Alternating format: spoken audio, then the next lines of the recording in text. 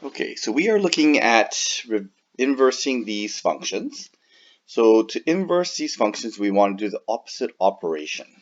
Okay, and then we're going to write them as an inverse function after we've done this. So what we can do is we can just reverse or inverse it. Okay, so we can write this as x equals square root y minus 3. And to inverse it, we're going to do the opposite operation. Okay, squaring both sides here. We're going to square both sides. We're going to get rid of the minus 3 with the inverse plus 3. And then we have our inverse function. Okay, and then we'll write it with the inverse notation. Okay, so we end up with x squared plus 3. So we're going to inverse the square root with a square. We're going to inverse the minus 3 with a plus 3. And that's how inverses are going to work. Here, same thing. We're going to inverse this. So I'm going to write this in its inverse form. Okay, technically, once I've switched the x and y, I've inversed this function already. But we want to, what's implied is we want to solve for y. So I'm going to get rid of that minus 2 with a plus 2. Okay, so I'm going to get plus 2 multiplied by 3 over 2. Okay, get rid of the square with a square root.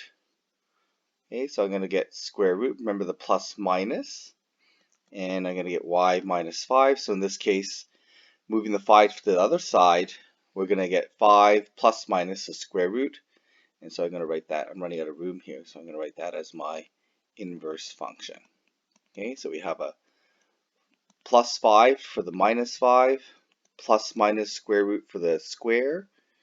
Okay, we have a times 3 over 2 for the divide by 2 over, or times by 2 over 3, and we have the plus 2 for the minus 2. Okay, so there's my inverse. Okay, so same thing here. We're going to switch the x and y. Okay, so there's my inverse function. So I'm going to solve for y. So I'm going to get the y's to the other side. Okay, group my y's together. So I'm going to end up with x minus 1 times y. The x goes onto that side, so negative x minus 4. Solving for y, I end up with negative x minus 4 all divided by x minus 1. So writing it in its inverse form, the inverse is going to be negative x minus 4 over x minus 1. So this one here, same thing, we're just going to do all the inverse operations. Okay, going to switch the x and y, and we're going to undo that times 2 with the divide 2. We're going to undo the log with an exponential, so it's going to be e to the x over 2 equals square root y. Get rid of that square root with a square.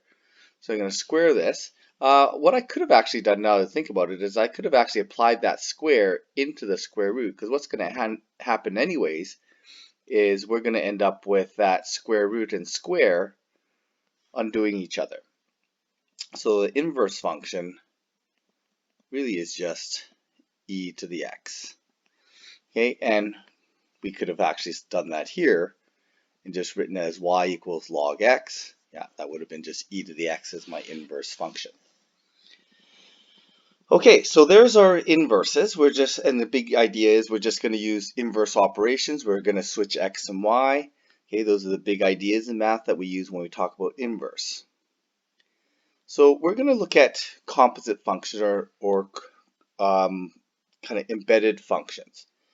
So when we have this f of x is sine x and g of x is log x, we can make an embedded function here. We can embed the g inside the f function, or in other words, the log inside the sine function.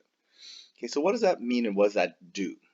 Okay, so basically what's going to happen is, in this notation, it goes inside out. So I'm going to start with the g function first. So I'm going to have my input into my g function. Now the g function has a restricted domain already, okay, but its range is infinite, right? We go from negative infinity to positive infinity. So I I've got an input into my g function. My output is all real numbers, and that output gets put into the sine function, and then I get my final output. So these steps in how the function flows through here is important to understand, and it helps us understand where the restrictions are going to be. So in this case here, the input in here is all real numbers. My output here is all real numbers. That's entirely consistent. I've got a bit of a backlog here though, whereas I can only input positive values into this log function. So when I look at my final output, I'm going to only be able to have my output of sine, which is from -1 to 1, but it's only going to start at 0. So it's kind of important to kind of think through these things and to understand why the function is going to look the way it does.